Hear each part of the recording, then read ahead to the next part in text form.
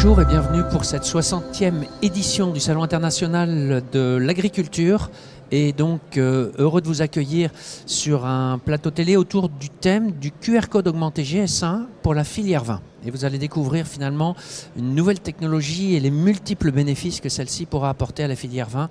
Et on va le voir avec nos invités que je suis très heureux d'accueillir. Tout d'abord Madame Barbara Yassiello. Bonjour Madame Yassiello. Bonjour à tous. Vous travaillez donc au sein de la société GS1 France qu'on va décrire juste après et vous êtes plus spécialisé, donc chef de marché vin et spiritueux. Oui, exactement. C'est quand un chef de marché chez GS1, c'est vraiment quelqu'un qui est en contact avec toutes les parties prenantes de la filière, donc les fédérations, les opérateurs, producteurs, metteurs à marché et offreurs de solutions pour comprendre leurs besoins qui peuvent venir d'une réglementation par exemple, ou des besoins business et les aider à les implémenter avec les standards GS1. D'accord. Alors, bonjour Madame Forestier. Bonjour. Donc vous êtes à la tête du vignoble Épiard. Oui, tout à fait. Voilà, en Vendée. Et vous travaillez avec votre frère. Vous avez repris le vignoble familial en 2011 à Saint-Philibert-de-Bouenne, si j'ai bien noté.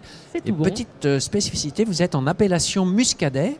Et on va voir dans votre écosystème, et vous allez nous décrire aussi les conséquences justement en lien avec cet écosystème, de la vente directe avec une gamme assez large, une quinzaine de vins, soit conditionnés en bouteille, soit en bib.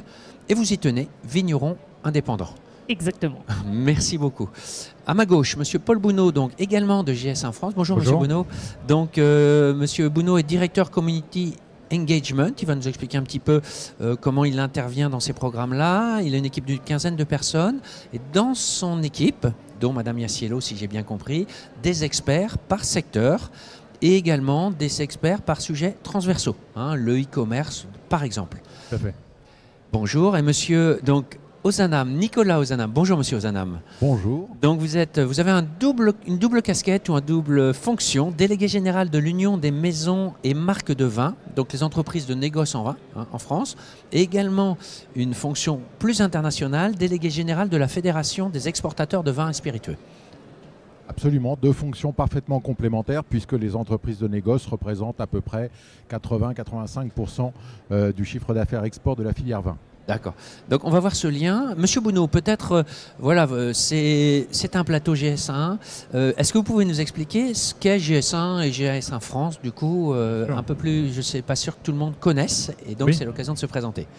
GS1 France, c'est un organisme de standardisation, neutre et sans but lucratif, qui fait partie d'une organisation internationale, donc GS1, qui est basée à Bruxelles, avec un statut d'association internationale sans but lucratif, qui aide depuis 50 ans les entreprises, avec le soutien de leur fédération, à optimiser leur flux répétitif du quotidien sur le commerce et la logistique, à l'image du symbole de notre activité de standardisation, c'est le système code-barre, qui aujourd'hui évolue sous l'effet des réglementations et des attentes sociétales pour aller vers plus de transparence et de traçabilité avec notamment le QR code augmenté GS1.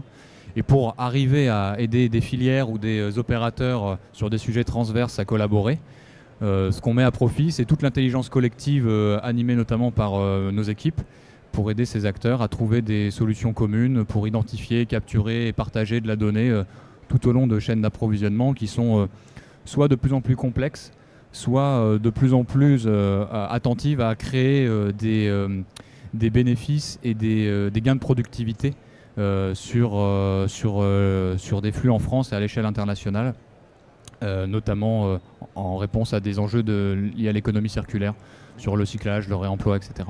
Alors, Madame Yassiello, on commence à toucher du doigt le sujet. On nous parle d'un QR code augmenté, GS1.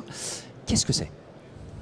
Alors, et pourquoi? Comment ça s'applique à la filière vin? Voilà, c'est plutôt la technologie appliquée aux filières vin. Qu'est-ce que c'est? Pourquoi? Et pourquoi maintenant? Alors déjà, qu'est-ce que c'est le QR code augmenté GS1?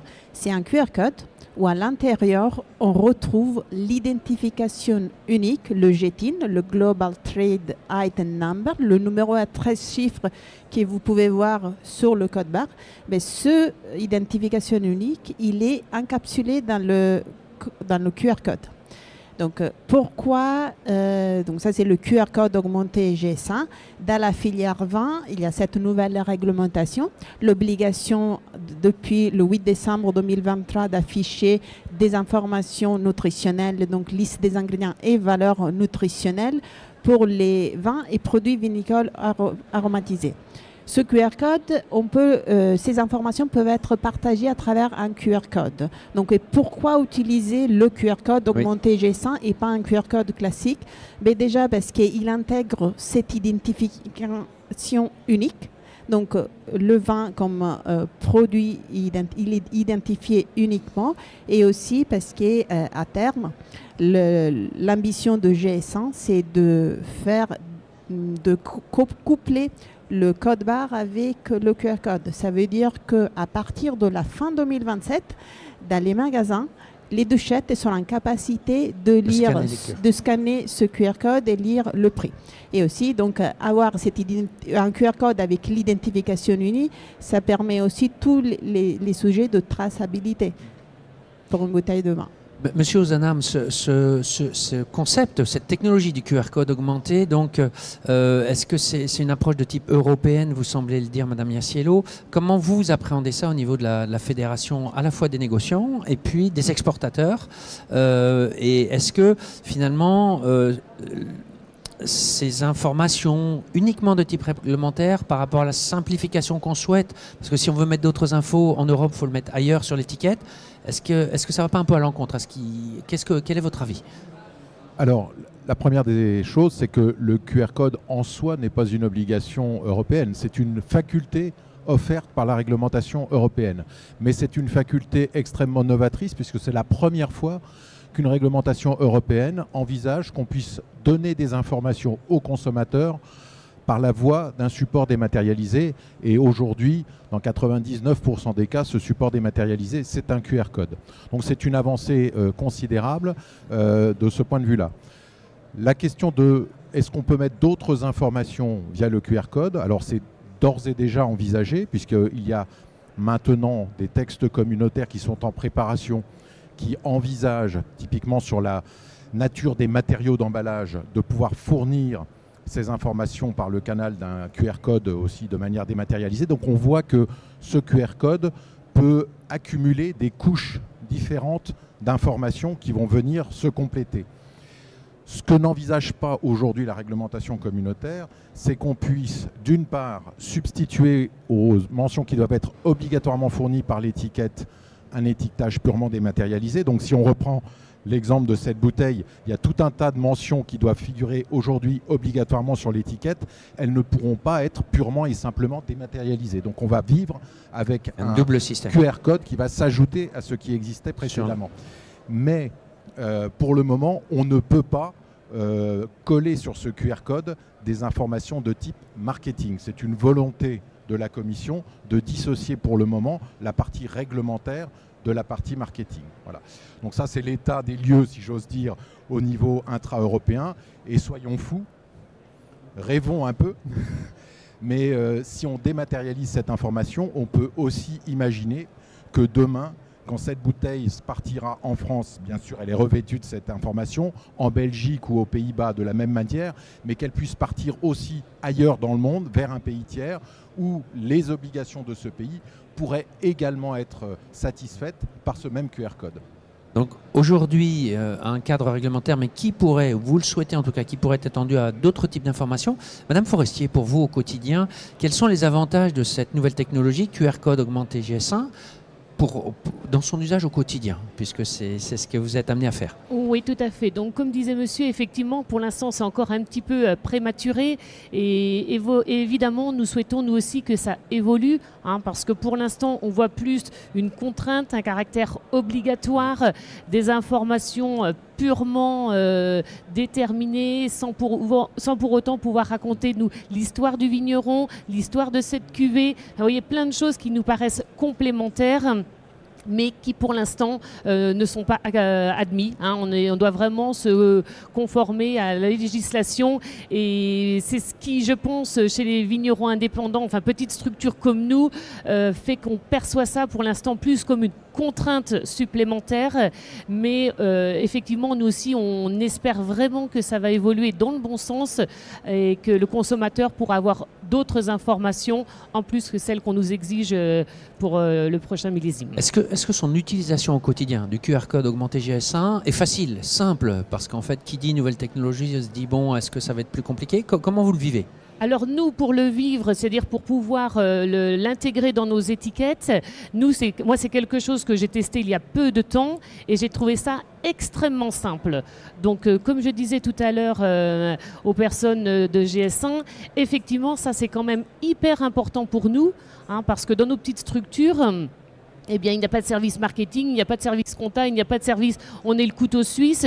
Donc si déjà l'outil est simple d'utilisation, rapide, efficace, c'est un atout indéniable pour le choix. Ça, comment sûr. Vous faites concrètement? Vous allez sur le site, vous imprimez? Tout à fait. Donc là, je vais effectivement sur le site, je note les différentes informations de la cuvée, hein, à savoir là en l'occurrence c'est un Sauvignon, un IGP Val-de-Loire, je remplis les informations qui sont obligatoires et ça génère en quelques clics le QR code. Donc là, si vous voulez, pour l'instant, le fait que ce soit un peu une transition sur la bouteille que j'ai apportée, je l'ai intégrée moi-même via mon imprimante.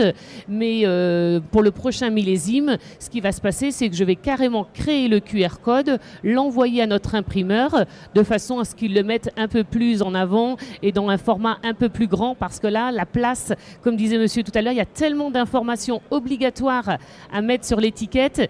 On va bien finir par lui trouver une petite place, mais il va falloir revoir un petit peu la mise en page.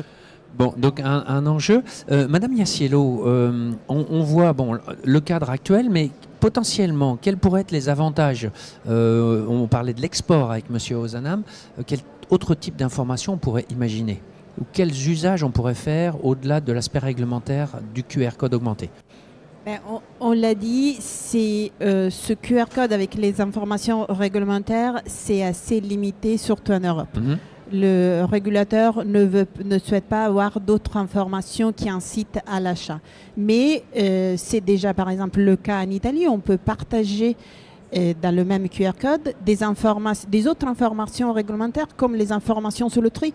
On a commencé des projets pilotes aussi en France sous le coût environnemental. Donc notamment, on peut dans le même QR code partager les informations réglementaires, liste des ingrédients valeur nutritionnelle, mais aussi y ajouter une autre couche d'informations réglementaires comme ça peut être le coût réglementaire, le tri, des certifications. Il y a aussi un enjeu de saisie, d'erreur de saisie, de rapidité, exactement, de souplesse quand même, non? Exactement. C'est pour ça que nous, depuis l'année dernière, on mène un travail avec tous les parties prenantes de la filière, donc les fédérations, les opérateurs et les offreurs de solutions, parce qu'on a compris l'importance d'utiliser un système, un langage commun pour partager ces informations avec les différents opérateurs et les différents partenaires business. Donc utiliser ce que nous on appelle une fiche produit.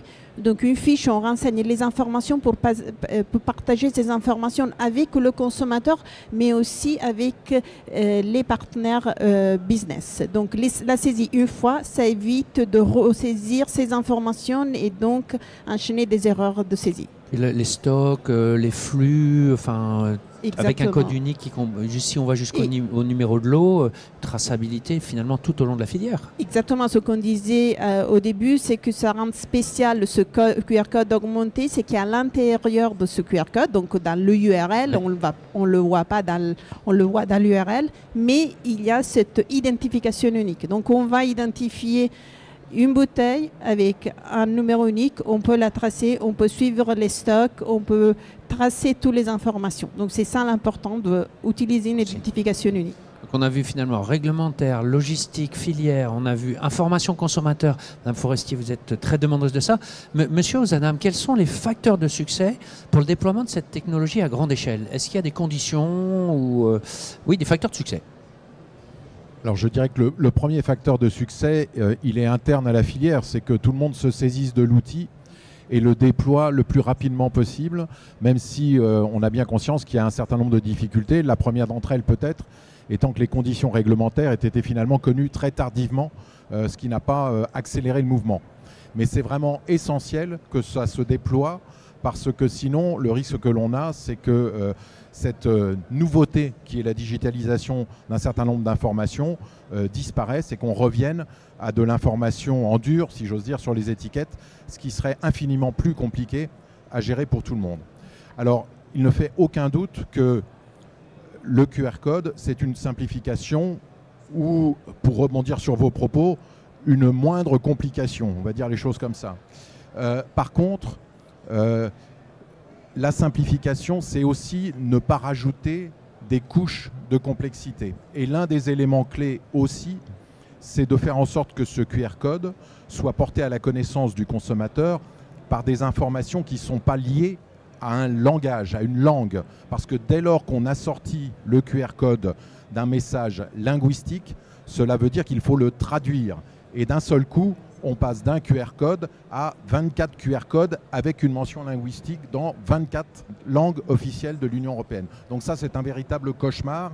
Ce n'est pas l'objectif de la réglementation, ça n'était pas l'esprit des législateurs, États membres et Parlement quand ils ont décidé de cette réglementation. Et il ne faut surtout pas remettre cette situation en cause. Donc ça, c'est quelque chose d'extrêmement important pour le succès en Europe et plus tard dans un déploiement international. Et puis le dernier point, et je m'arrêterai là-dessus, c'est que l'Europe, sur ce sujet, est, une fois n'est pas coutume, assez novatrice dans la dématérialisation d'une information à destination du consommateur. Et il faut absolument s'emparer de ce travail qui a été fait pour le porter au niveau international et faire en sorte que cette norme que l'on crée au niveau européen puisse servir de base à une norme internationale. Que demain, on puisse utiliser ces QR codes pour proposer des produits aux consommateurs américains, mais de la même manière aux consommateurs chinois, chacun ayant accès à l'information dans sa langue la plus aisée, si j'ose dire. C'est extrêmement important pour une bonne communication avec les consommateurs. Pour éviter le problème de la langue, il faut quoi? Un label? Comme un petit logo ou... C'est plutôt la logique, effectivement, d'un logo ou quelque chose comme ça qui soit suffisamment parlant. Un signe graphique qui permettrait finalement de reconnaître. Mais pas de langage. Pas de langage. Monsieur Bounot, là on parle filière vin, mais vous avez, du fait que vous avez cette vision transversale, je crois que vous avez eu des projets de ce type-là au niveau de la filière bovin, au niveau de la filière horticole. Quels ont été les bénéfices par rapport à tout ce qu'on dit, finalement, les possibilités offertes par la technologie? Oui, effectivement, ce dont on parle, c'est un sujet réglementaire qui amène la filière à créer une démarche d'innovation et de progrès très forte. On parle beaucoup de GS1 dans les filières vins et spiritueux en France, puisque ça représente plus de 10 000 entreprises adhérentes. Donc c'est à peu près 20% de nos adhérents en France. Donc c'est une communauté, au-delà du nombre, qui est très importante stratégiquement. Elle fait le choix du langage GS1, notamment au travers du QR code augmenté GS1. Mais le langage GS1 se déploie aussi dans d'autres filières agricoles, comme le troupeau bovin laitier avec le CNIEL et Numagri et Agdatub. On mène un groupe de standardisation sur l'identification et la traçabilité de l'alimentation animale. Pourquoi? Parce qu'il y a effectivement besoin de s'assurer que de l'origine des aliments qui sont donnés à nos vaches laitières, mais également dans des démarches de progrès, faire le lien avec la qualité du lait et les conditions de stockage et valoriser ces paramètres auprès des consommateurs sur la qualité qui, in fine, crée de la confiance. Alors vous, Madame Forestier, qui êtes très attachée à vignerons indépendants, terroir, qu'est-ce qu'on pourrait imaginer comme autres usages de ce QR code? Vous m'avez dit, bon, c'est simple à utiliser, la technologie, bien, mais vous êtes demandeuse d'autres choses, en tout cas d'autres types d'informations. Comment vous le verriez, vous, comme outil marketing finalement peut-être? Oui, alors effectivement, mais comme on disait, complémentaire. Oui. Et c'est vrai que le vigneron indépendant aime raconter son histoire. Parce que pour être vigneron indépendant, il faut avoir ses vignes, il faut faire son propre vin et le commercialiser. Donc nous, par exemple, vous voyez, quand on a obtenu une médaille, par exemple, au concours général agricole à Paris, eh bien, pour nous, le consommateur qui a cette bouteille sur sa table, eh bien, je pense que s'il connaissait, par exemple, les commentaires du jury, que nous pourrions éventuellement leur partager, les accords mets et vins, enfin, quelque chose de complémentaire qui sortirait un petit peu du cadre uniquement obligatoire et législatif. Parce qu'en fait, aujourd'hui, vous dites je fais de la vente directe, mais en communication, vous avez un site internet, j'imagine aussi. Oui, voilà. Donc est-ce qu'on pourrait renvoyer vers le site internet des vidéos, la taille pendant l'hiver, on en est là de la cuvée Oui, finalement, tout ce qu'on met sur nos réseaux sociaux, eh bien, si ça pouvait être lisible via le QR code, pour moi, ce serait tout bon, dans le sens où, effectivement, ça deviendrait une complémentarité. Et puis, le vigneron qui ne souhaite pas raconter n'est pas obligé, mais ça pourrait être justement un argument et un point positif supplémentaire. Finalement, si on résume ce QR code augmenté GS1 pourrait être une porte d'entrée à beaucoup de possibles, ce que je crois entendre. Aujourd'hui, l'info réglementaire, demain des informations peut-être supply chain, vous l'avez dit, qualité nutritionnelle, vous l'avez évoqué. Vous travaillez aussi, je crois, dans la filière horticole sur justement la supply, la logistique, mais également tout ce qu'on a vu en termes d'informations marketing, finalement, l'histoire, ce qu'il y a derrière, les appellations, ainsi de suite. Finalement, ça me donne l'impression qu'on est au début d'une grande aventure avec un domaine des possibles énorme. Donc je vous souhaite à tous de pouvoir convaincre les autorités d'élargir le champ. Mais en tout cas, aujourd'hui, une technologie qui existe, qui est efficace, simple d'utilisation, donc à utiliser à grande échelle. Merci beaucoup et je vous souhaite un très bon salon de l'agriculture. Merci à vous. Merci à vous.